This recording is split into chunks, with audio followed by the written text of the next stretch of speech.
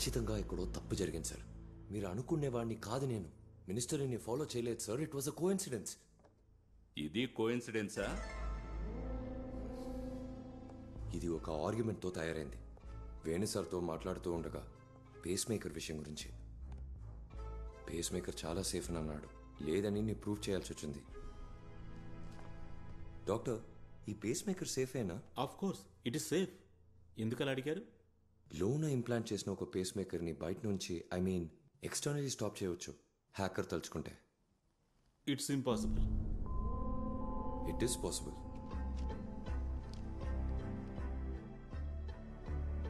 Prove చేయడానికి సాఫ్ట్వేర్ని develop చేశాను. ఇది ప్రూవ్ చేసావా లేదా? చేశాను. నేను ఇంట్రాగేషన్ ప్రారంభించడానికి ముందు అబద్ధం చెప్పనని ప్రామిస్ చేసావు కదా. అయినా నువ్వు అబద్ధం చెప్తున్నావు. కావాలని చెప్పలేదు, భయం వల్ల చెప్తున్నావు. ఆ భయం పోయిందంటే ఇంక నువ్వు అబద్ధం చెప్పవు, అంతేగా? బాలు సార్, మేజోకి సెక్యూరిటీ అష్యూర్ చేస్తే తను నిజం చెప్తాడు. భయపడ్డానికి గల కారణం కూడా చెప్తాడు. ఏంటి? I'm sure sir. నీ ఒంటి మీద చిన్న గీత కూడా పడదు, అందుకు నేను గ్యారంటీ. అది సిబిఐ పని కాదు, బాధ్యత. ఇంకోటి చెప్తాను, నేరస్తుల లిస్ట్ లో నీ పేరే ఉండదు. You will be legally protected. నువ్వు అప్రూవర్ అవ్వచ్చు. అవ్వను. లేని కేసుకి అప్రూవర్ అవ్వను. నాకు ఎవరన్నా భయం లేదు. నేను ఎవరిని ఇందులోకి లాగను. మీరు నమ్మినా నమ్మకపోయినా it was a coincidence. Okay, agree. మినిస్టర్ని ఫాలో చేసింది కోఇన్సిడెన్స్. డాక్టర్ వేణుని బాసుని పరిచయం చేసుకున్నది కోఇన్సిడెన్స్. ఇదిగో ఇది రెడీ చేసింది కూడా కోఇన్సిడెన్స్. ఒప్పుకుంటున్నాం. నువ్వు డాక్టర్ వేణుతో పాటు ట్రెక్కింగ్కి వెళ్ళావా? కొన్నిసార్లు వెళ్ళాను, కానీ ఆ రోజు వెళ్ళాల. విపత్తు జరిగిన రోజు. విపత్తు జరిగినాడు నువ్వు వెళ్ళావా లేదా నేను అడగనే లేదే. Sorry sir. అన్యాయంగా అకాల మరణం పొందాడు అతను. అయినప్పటికీ డెడ్ బాడీని చూడడానికి కూడా నువ్వు వెళ్ళలేదు. ఆ తర్వాత వాళ్ళ ఇంటి వైపు నువ్వు కన్నెత్తి కూడా చూడలేదు. కనీసం ఫోన్ చేసైనా సరే పరామర్శించలేదని మిస్సెస్ వేణు ఎంతో ఆశ్చర్యపోయారు. మేము కూడా. అది కూడా కోఇన్సిడెన్స్ అని చెప్పద్దే. అది కరెక్టే. పోలేదు, ఫోన్ చేయలేదు. దానికి పెద్ద కారణం అంటూ ఏం లేదు సార్. It's guilt. అందుకే వెళ్ళలేదు, ఫోన్ చేయలేదు. సంఘటన జరిగిన నాడు ఉదయం నువ్వు మిస్సెస్ వేణుకు ఫోన్ చేసి డాక్టర్ వేణు ట్రెక్కింగ్ కి వెళ్లారని కన్ఫర్మ్ చేసుకున్నావు. ఆ తర్వాత మిస్సెస్ వేణు తన భర్తని ప్రాణంతో చూడలేదు, నిన్ను కూడా చూడలేదు. మినిస్టర్ పోయి వేణు వచ్చాడా? కొత్త కథలు అల్లుతున్నారా నన్ను ఇరికించడానికి? నన్ను ఇరిటేట్ చేయకండి సార్. స్వామి,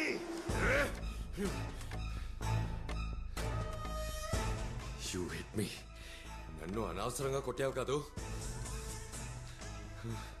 దీన్ని నేను ఎప్పటికీ మర్చిపోను.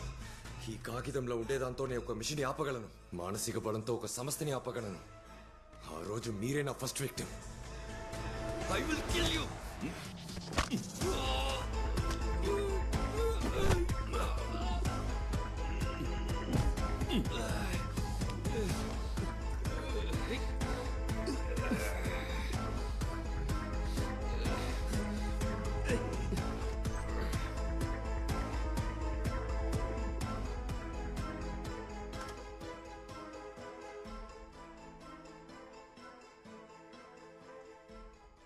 Sir, shall be try lie detector లేదా brain mapping?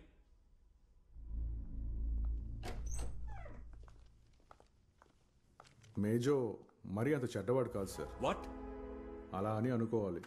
What nonsense? ఏం మాట్లాడుతున్నారు? సో అక్టోబర్ 21నే సీఎం మినిస్టర్ సమద్ ఢిల్లీకి వెళ్ళింది ఫ్రమ్ ట్రివాండ్రం. అవును. అక్కడ పని త్వరగా అయిపోయినందువల్ల అయ్యుండొచ్చు. మినిస్టర్ సమద్ నెక్స్ట్ డేకి తీసుకున్న ఫ్లైట్ టికెట్ ని క్యాన్సిల్ చేసి సేమ్ డే ఈవినింగ్ ఫ్లైట్ లో జర్నీ చేశారు. టు నెడుంబసరి. సార్, ఆయన ఢిల్లీకి టికెట్ కొనింది ఆన్ 20th, అంటే జర్నీకి కరెక్ట్ గా ఒక రోజు ముందు. కానీ మేజో రావడానికి వెళ్ళడానికి టికెట్లు బుక్ చేసుకుంది 10 రోజులకు ముందు, on 12th from air India, paying cash. Sir, ఆ రోజు అన్వర్ సార్ మాటల మధ్యలో ఏం చెప్పారంటే ఆయన ఈ జర్నీని సడన్ గా ఫిక్స్ చేసుకుని నెక్స్ట్ డే వెళ్ళానని చెప్పారు. సడన్ గా ఫిక్స్ చేసుకున్న జర్నీ గురించి 10 రోజుల ముందే మేజోకి ఎలా తెలుసు సార్? సార్, ఇందులో కన్ఫ్యూషన్ ఏంటంటే మినిస్టర్ సమద్ తిరిగి నెడుంబసరికి టికెట్ తీసుకోవడమే. అదే సేమ్ డే ఫ్లైట్ బయలుదేరడానికి కాసేపటి ముందు 10 రోజుల క్రితమే ఢిల్లీ పోవడానికి తిరిగి రావడానికి టికెట్ తీసుకున్న మేజో ఆయన జర్నీ గురించి ఎలా తెలుసుకున్నాడు? దానికి ఛాన్సే లేదు సార్.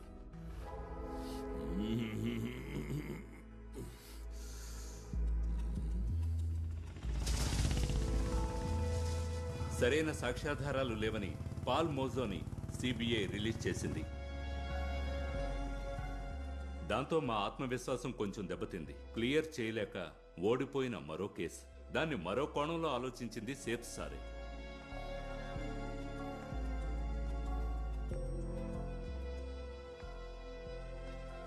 ఏదో గాఢంగా ఆలోచిస్తున్నారే స్వామి గారు.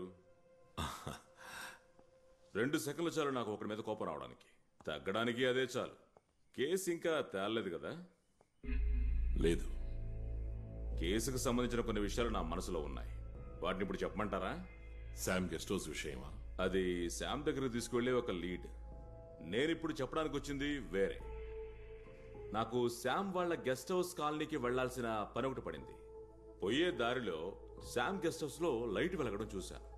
నేను చూడడం వల్లేననుకుంటా లైట్ ఆఫ్ చేశాను. వింటున్నప్పుడు సులువుగా అనుకోవచ్చు, గెస్ట్ హౌస్ ఎవరికైనా అద్దెకిచ్చుండొచ్చు. బట్ శామ్ వైఫ్ కి నేను ఫోన్ చేసి అడిగినప్పుడు గెస్ట్ హౌస్ ని ఎవరికీ అద్దెకివ్వలేదని చెప్పింది. దాంతోపాటు మరొక విషయం కూడా చెప్పింది. గెస్ట్ హౌస్ కుండే స్పేర్ కి శామ్ బతుకున్నప్పుడు ఎవరో తీసుకువెళ్లి మళ్ళీ తనకి తిరిగి తెచ్చివ్వలేదు అంది. ఆ రోజు ఆ పేపర్లు వేసే అమ్మాయి చూసింది, నిన్నటి రోజు నేను చూసింది. ఈ తిరిగివ్వని కీకి దీనికి ఏదైనా సంబంధం ఉండుంటే then it is a different story.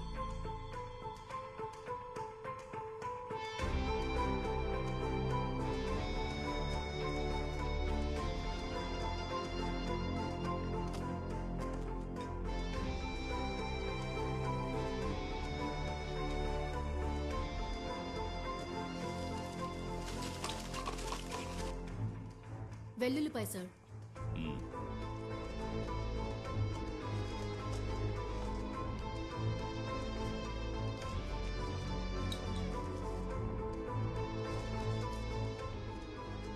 Sir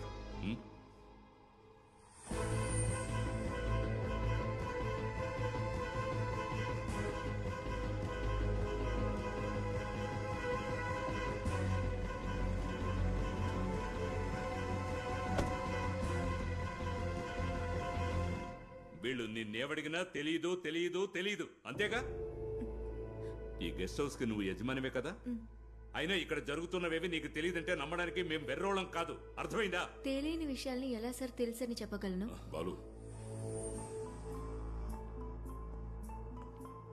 sir నిన్న వాళ్ళిద్దరూ ఇక్కడ ఫోన్ చేశారనడానికి ఆధారం ఉంది.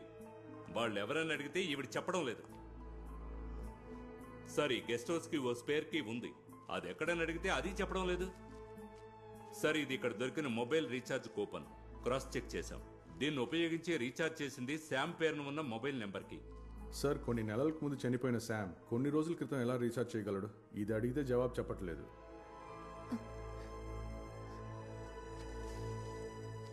ఇక్కడ ఉండి ఆహారం తిన్న వాళ్ళని కనిపెట్టేయచ్చు సార్ బట్ దానికంటే ముందు స్పేర్ కీ గురించి ఎవరు ఎవరితో చెప్పారు? సార్ అది దియా సార్ కొంచెం బయట వెయిట్ చేయి, తీసుకెళ్ళు. రండి. బెర్లిన్ సత్యదాస్తో చెప్పాడు, సత్యదాస్ ఆ వివరాల్ని నాతో చెప్పాడు. సార్ ఇందులో ఎవరైనా లొసుగుంటే బెర్లిన్ స్పేర్ కీ గురించి సత్యదాస్తో చెప్తాడా? సార్ ఈ సత్యదాస్ని మనం గుడ్డిగా నమ్మచ్చంటారా? సత్యదాసే కదా నాకు ఇన్ఫర్మేషన్ ఇచ్చింది. దాని ప్రొసీడింగ్స్ ఇప్పుడు ఇక్కడ జరుగుతున్నాయి. And I love surprises. Spare కీని ఎవరికి పడితే వాళ్ళకి అలా ఇచ్చేస్తామా? లేదు సార్, బాగా నమ్మకం ఉన్న వ్యక్తికే ఇచ్చే అవకాశం ఉంది. ఎవరంత నమ్మకస్తుడైన వ్యక్తి? Sir Paul Mejo. దానికే చాలా పాసిబిలిటీస్ ఉన్నాయి సార్. చనిపోయిన తర్వాత కూడా ఆ నంబర్కి రీఛార్జ్ చేశారంటే శామ ఫోన్ తీసుకున్నది ఇంకెవరి కోసం అయి ఉంటుంది. సార్ బినామీ కనెక్షన్. అవును. ఎవరా బినామీ? సత్యదాస్ నన్ను కలవడానికి వచ్చినప్పుడు ఒక విషయం చెప్పాడు. వాడిని ఎంక్వైరీ చేసినప్పుడు నాకు ఒక విషయం స్పష్టంగా అర్థమైంది. గెస్ట్ హౌస్ లో ఉన్న వ్యక్తి గురించి వాడు చెప్పడానికి రాలేదు. ఆలోచించడానికి కూడా శ్యామ్ చాలా భయపడిపోయి ఉంటాడు. ఇక నేను చెప్పబోయేదంతా ఓన్లీ థియరీనే, but it will be worth hearing. Sir గత వారం ఇక్కడ ఉన్నది పాల్ మేజో, వాడి బినామీ లేదా వాడికి బాగా నమ్మకస్తుడు. అది కాకపోతే శామ్ లాంటి ఒక మధ్యవర్తి, ఏ నెగోషియేటర్. వాళ్ళిద్దరు ఇక్కడ కలుసుకున్నది ఫ్రైడ్ రైస్ తినడానికి కాదు. కాన్స్పిరసీ? ఎస్. దీనికి మునుపు ఇక్కడ కాన్స్పిరసీ జరిగింది. And the outcome is basket killing. Basket killing లో చివరిగా చనిపోయింది సిఐ జోస్. కారణం, ఆ రోజు మార్నింగ్ వాక్ కి వెళ్ళినప్పుడు సిఐ జోస్ చూడకూడదు ఏదో చూశాడు, విన్నాడు, ఏదో తెలుసుకున్నాడు.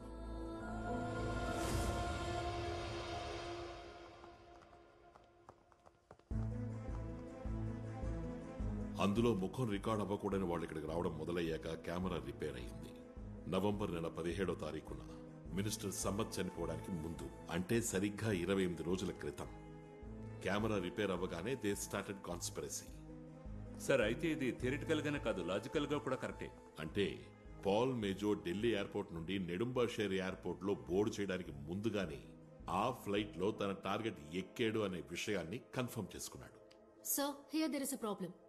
మేజర్ టికెట్ తీసుకున్న రోజు, మినిస్టర్ టికెట్ తీసుకున్న రోజు మ్యాచ్ అవ్వట్లేదు.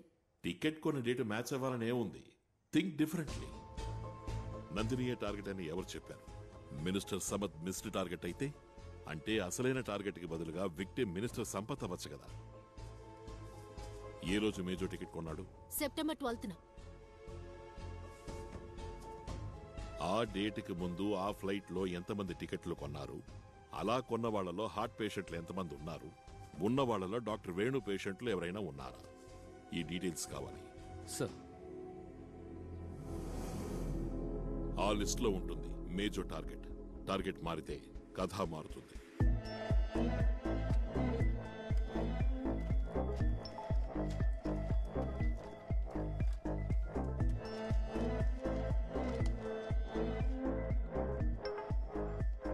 సార్, మేజో టికెట్ కొనడానికి ముందు ఆ పర్టికులర్ ఫ్లైట్లో నెడుంబాసేరికి టికెట్లు కొన్నది 17 మంది. వాళ్ళలో 4 కార్డియాక్ ప్రాబ్లం ఉన్నవారు సార్. కానీ వాళ్ళెవరూ డాక్టర్ వేణుగారి పేషెంట్స్ కాదు సార్. ఇటువంటి ఓకే సార్, ఇంకో ఇన్ఫర్మేషన్ కూడా దొరికింది. ఆ రోజు ఆ ఫ్లైట్కి బుక్ చేసుకున్న 2 ప్యాసింజర్స్ జర్నీ చేయలేదు. వాళ్ళ ఫ్లైట్ ఎక్కనే లేదు. One doctor George and Mrs Susan George. Get the details of both the passengers. Maximum. Sir.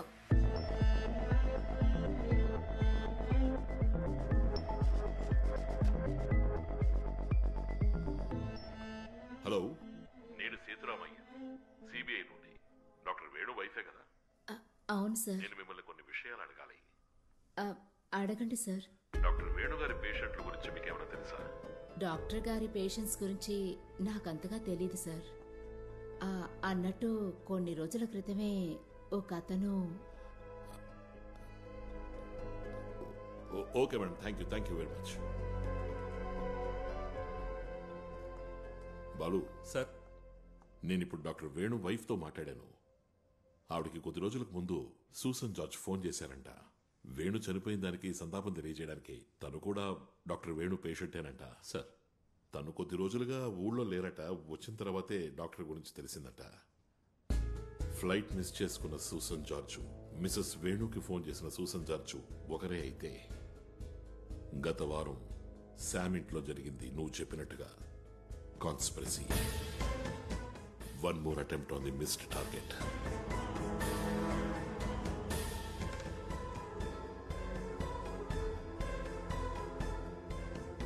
ఈవిడే నా వైఫ్ సూజన్ జార్జ్. మా ఆధ్వర్యంలో 2 హాస్పిటల్ రన్ అవుతున్నాయి. పేదవాళ్ళకు మేము ఉచితంగా ట్రీట్మెంట్ ఇస్తున్నాం.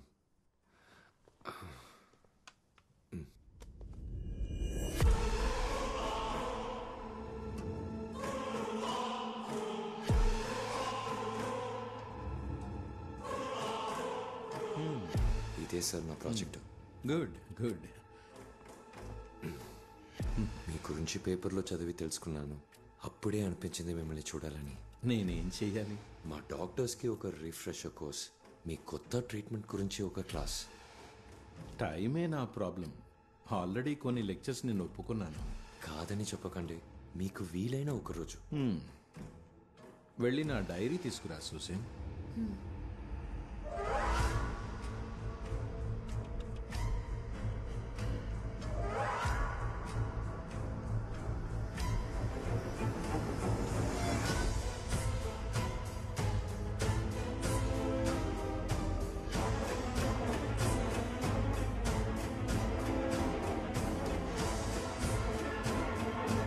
Susan George,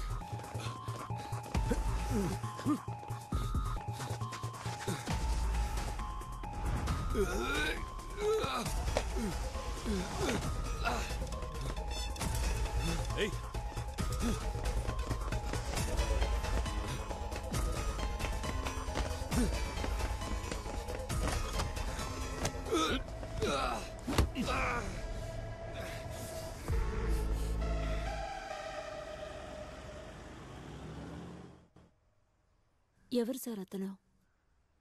he's a criminal. మీరు ఇక్కడ ఏం జరిగింది ఇప్పుడు? నాకేం అర్థం కాలేదు. తర్వాత చెప్తాను. అంతకంటే ముందు మేము మిమ్మల్ని కొన్ని విషయాలు అడిగి తెలుసుకోవాలి. ఆ రోజు ఢిల్లీకి వచ్చి ఫ్లైట్ మీకు ఎలా మిస్ అయింది? ఐఎంఏ ఢిల్లీ చాప్టర్లో నా స్పీచ్ పూర్తయ్యేటప్పటికి లేట్ అయింది. ట్రాఫిక్ వల్ల ఇంకా లేట్ అయింది. We miss the flight. ఆ తర్వాత ఢిల్లీ నుంచి కొచ్చికి ఎలా వచ్చారు? వెంటనే బయలుదేరలేదు. అర్జెంటుగా నేను యుఎస్కి వెళ్లాల్సిన పని పడింది. We went next day and came back recently. ఆ తర్వాత కొన్ని లెక్చర్స్ కంప్లీట్ చేయాల్సి వచ్చింది. మీకు పేస్ మేకర్ పెట్టారా? ఎస్. అతడే మీకు దాన్ని ఇంప్లాంట్ చేశాడా? లేదు, వేరే డాక్టర్ చేశారు సార్. డాక్టర్ వేణు? అవును. Susan George. దీనికంటే ముందు మీకు వేరే పేరు ఉండేది కదా? పేరు మారడానికి కారణం? ఆ విషయం ఎలా తెలుసు? పోలీసులం కదా మేడం. చెప్పండి. దాన్ని అసలు జ్ఞాపకం చేసుకోవడం కూడా ఇష్టం లేదు. అది మీరు చెప్పక తప్పదు madam. Please. Susan, tell them.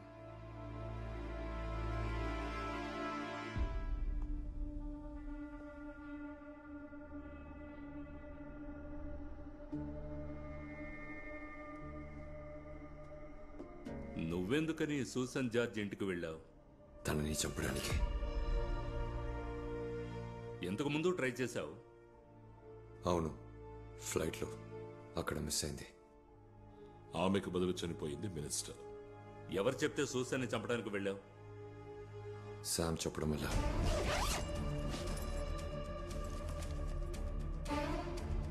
Implant చేసిన పేస్ మేకర్ ఫంక్షనింగ్ ని బయట నుంచే ఆపాలి. అవుతుందా మేజర్? అవుతుంది. సర్క్యూట్ ని ఆఫ్ చేసే సాఫ్ట్వేర్ ని డెవలప్ చేస్తే హ్యాక్ చేయొచ్చు. అయితే క్రియేట్ చేయి. టార్గెట్ ఎవరు? ఆడా మొగా? ఆడదానికి మగాడికి పేస్ మేకర్ సెపరేట్ గా ఉంటుందా ఏంటి? మరెందుకు నువ్వు టార్గెట్ తెచ్చుకోవాలి? ఆడదైనా మగాడైనా నువ్వు చేయాల్సిన పని చేస్తే చావాల్సిన వాళ్ళు చేస్తారు. తర్వాత శామ్ చెప్పిన డేట్కే ఢిల్లీకి రిటర్న్ నెడుపాంజేరికి టికెట్ కొన్నా. అప్పుడు కూడా టార్గెట్ ఎవరో చెప్పలేదా? లేదు, ఈ పనికి ఎవరూ తెలియనక్కర్లేదు.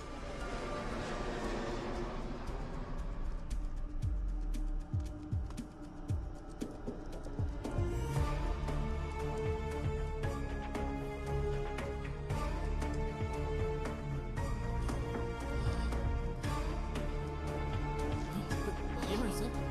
ఇక్కడ డాక్టర్ గారు ఎవరైనా ఉన్నారా సార్? సడన్ గా వెళ్ళిపోయారు సార్. చావాల్సిన తను చావకుండా మినిస్టర్ చావడంతో శామ్ భయపడ్డాడు. ఇప్పటికీ టార్గెట్ ఎవరో చెప్పలేదు కదా? లేదు. జర్నలిస్ట్ బాసురన్ మినిస్టర్ మరణం గురించి అనుమానాలు రేకెత్తించాడు. దాంతోపాటు డాక్టర్ వేణు నాతో చెప్పింది విన్నప్పుడు నువ్వు ఆ ఫ్లైట్లో ఉన్నానన్నావు కదా? ఉన్నాను సార్. ఓయ్, దాన్ని టెస్ట్ చేసి చూసావా ఏంటి? డాక్టర్ వేణుకు నా మీద డౌట్ వచ్చింది. ఇంకా మనం టైం వేస్ట్ చేయకూడదు.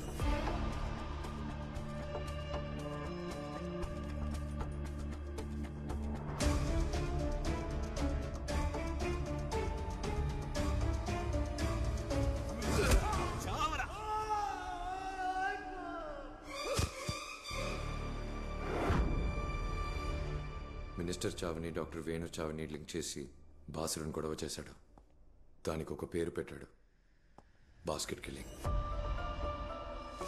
బాసులను గట్టిగా అడగడంతో శామ్ ఎక్కువగా భయపెట్టాడు.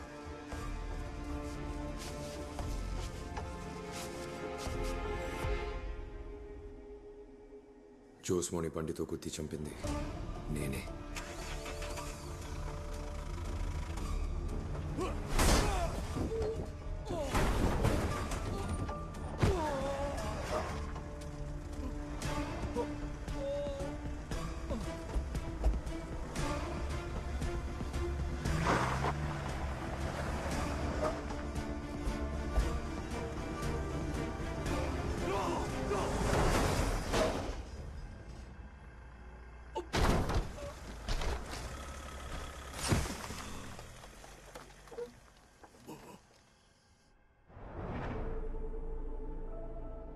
అది కూడా శామ్ చెప్పడం వల్లే.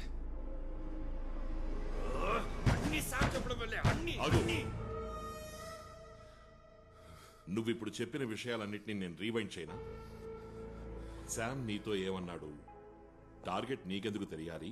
అది ఆడైనా మగైనా చేయాల్సింది చేస్తే చావాల్సిన వాళ్ళు చస్తారు, నువ్వు సాఫ్ట్వేర్ డెవలప్ చెయ్యి అన్నాడు. టార్గెట్ ఆడా మగ అన్న విషయం తెలియని నీకు ఆడదే అన్న నిర్ధారణకు నువ్వెలా వచ్చావు? అది సూసన్ జార్జ్ అని ఎలా కన్ఫర్మ్ చేసుకున్నావు?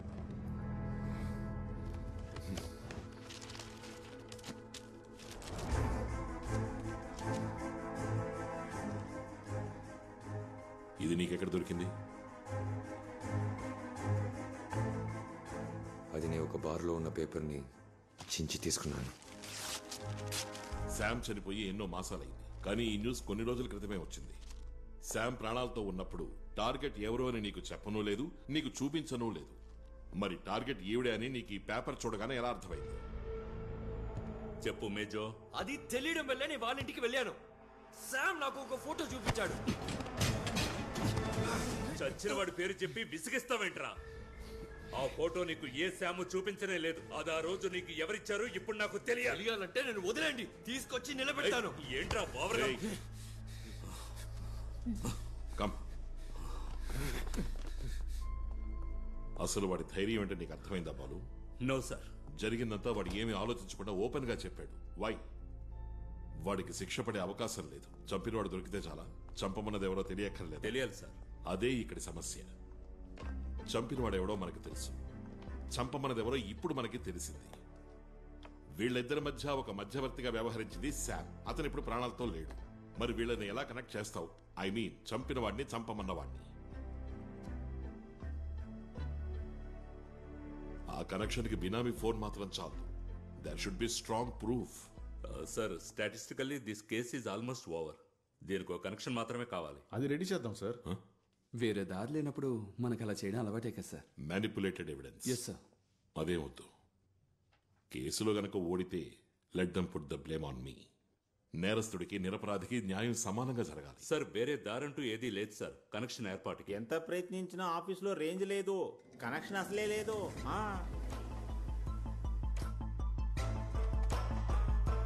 ఆఫీస్లో కనెక్షన్ లేదు, రేంజ్ లేదు. కనెక్షన్ ఉందిగా. వీళ్ళిద్దరి మధ్య మనం అనుకున్న కనెక్షన్ ఉంది కదా.